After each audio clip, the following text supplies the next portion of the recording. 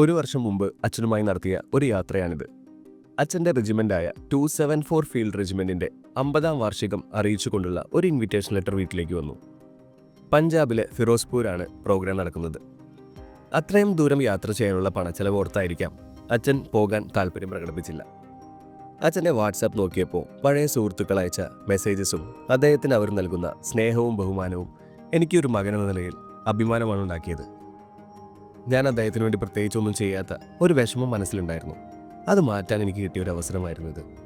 ഞാൻ അദ്ദേഹത്തോട് പറഞ്ഞു, നമ്മൾ എന്തായാലും ഇത്തവണ പഞ്ചാബിലേക്ക് പോകുന്നു, അച്ഛൻ്റെ സുഹൃത്തുക്കളെയൊക്കെ കാണുന്നു. അപ്പം ഞങ്ങൾ പ്ലാൻ ചെയ്തതാണ് ഈ ഡൽഹി യാത്രയും.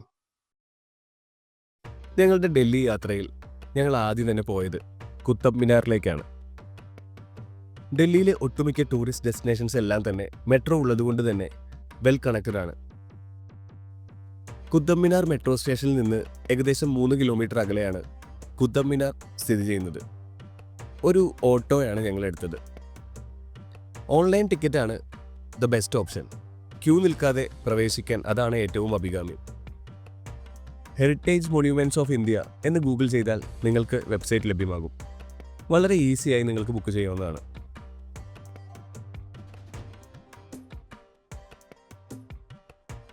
കുത്തബ് മിനാർ ഭാരതത്തിൻ്റെ മഹാത്ഭുതങ്ങളിൽ ഒന്നായാണ് ഞാൻ ഇതിനെ കണക്കാക്കുന്നത്. തല ഉയർത്തി ഇന്ത്യയിലെ ഇസ്ലാമിക രാജവംശങ്ങളുടെ മുഖമുദ്രയായി ഇന്നും ഇത് നിലനിൽക്കുന്നു.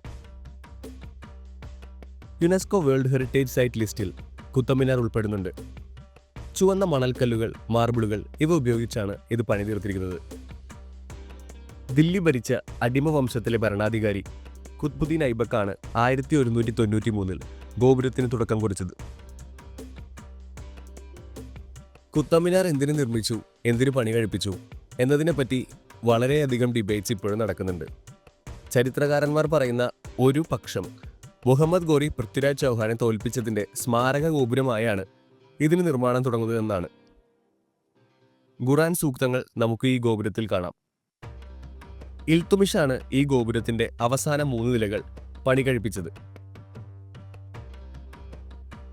ഇടിമിന്നലിൽ തകർന്ന മുകളിലെ നില വെള്ള മാർബിളുകളാൽ പുനർനിർമ്മിച്ചതാണ്. അഫ്ഗാനിസ്ഥാനിലെ മിനാരറ്റ് ഓഫ് ജാം എന്ന നിർമ്മിതിയോട് സമാനമാണ് കുത്തബ് മിനാറിന്റെ ആർക്കിടെക്ചർ. ആദ്യ കാലഘട്ടങ്ങളിൽ പബ്ലിക്കിന് ഗോപുരത്തിലേക്ക് പ്രവേശനമുണ്ടായിരുന്നു.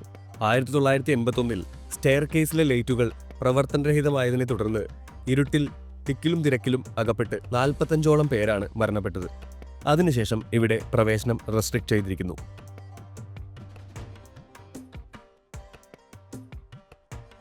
ഈ കാണുന്നതാണ് അലൈ ദർവാസ. 1311 ഡൽഹി സുൽത്താൻ അലാവുദ്ദീൻ ഖിൽജി പണി കഴിപ്പിച്ചതാണിത്. റെഡ് സാൻഡ്സ്റ്റോൺ ആണ് ഇതിനുവേണ്ടി ഉപയോഗിച്ചിരിക്കുന്നത്. തുർക്കി ശില്പികൾ ഇസ്ലാമിക ആർക്കിടെക്ചറിലാണ് ഇത് പണി കഴിപ്പിച്ചിരിക്കുന്നത്.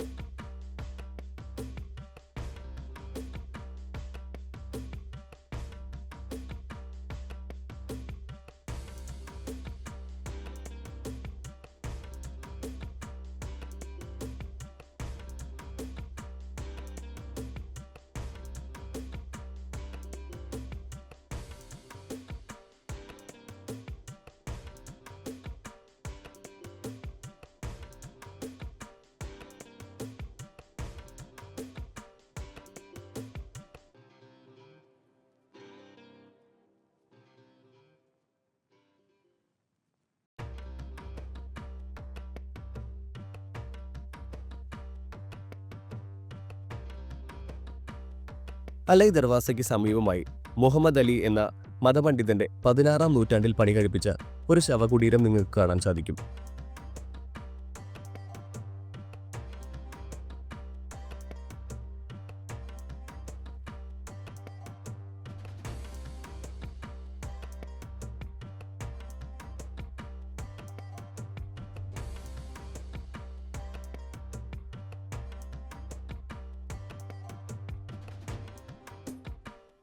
തകർന്ന നിലയിൽ മദ്രസകൾ നമുക്കിവിടെ കാണാം. അലാവുദ്ദീൻ ഖിൽജിയുടെ കാലഘട്ടത്തിൽ പണിതതാണിവ. അലാവുദ്ദീൻ ഖിൽജിയുടെ ശവകുടീരമാണിത്.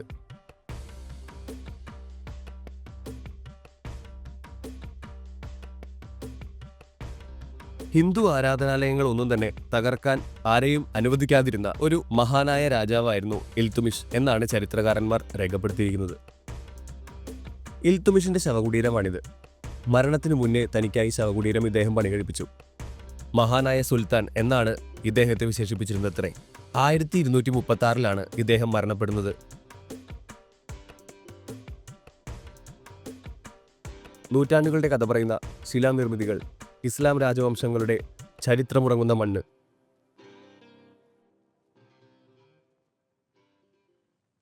ഇത്തരത്തിലുള്ള പല സ്ട്രക്ചേഴ്സ് നമുക്കിവിടെ കാണാം. കാഴ്ചയൊരു മോസ്ക് പോലെയാണിത്. മോസ്കിന് ചുറ്റുമായി ശവകുടീരങ്ങൾ നമുക്കിവിടെ കാണാം.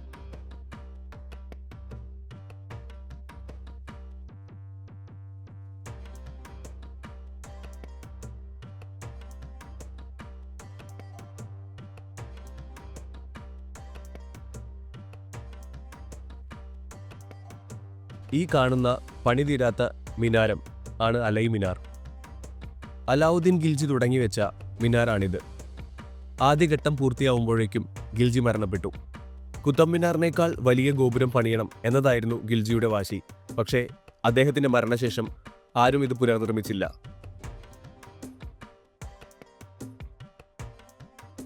ബാൽക്കണി പോലെ ഒരു സ്ട്രക്ചർ നമുക്കിവിടെ കാണാം.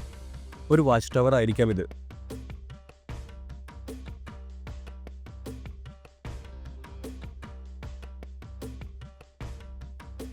ഇതാണ് കുത്തബ് മോസ്ക്, ഖുവ ഉൽ ഇസ്ലാം. ഡൽഹിയിലെ ആദ്യത്തെ മോസ്കാണിത്. മൈറ്റ് ഓഫ് ഇസ്ലാം എന്നാണ് ഇതിനർത്ഥം.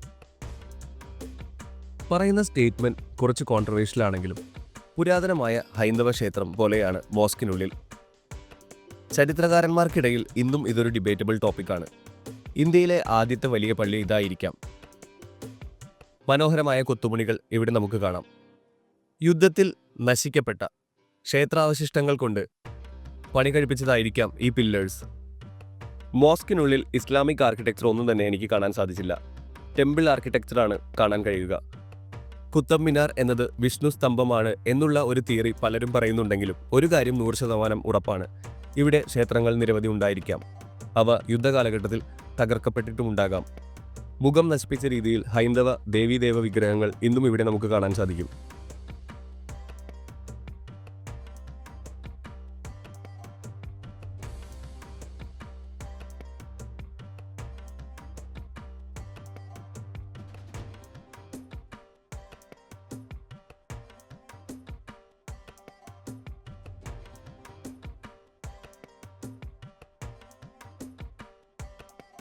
അഞ്ചാം നൂറ്റാണ്ടിൽ ചന്ദ്രഗുപ്ത വിക്രമാദിത്യൻ പണികഴിപ്പിച്ച ഇരുമ്പ് തൂണാണിത്. ഗരുഡ സ്തംഭമായാണ് ഇതിനെ കാണുന്നത്. പക്ഷേ ഗരുഡ വിഗ്രഹം അത് കാണാതായിരിക്കുന്നു.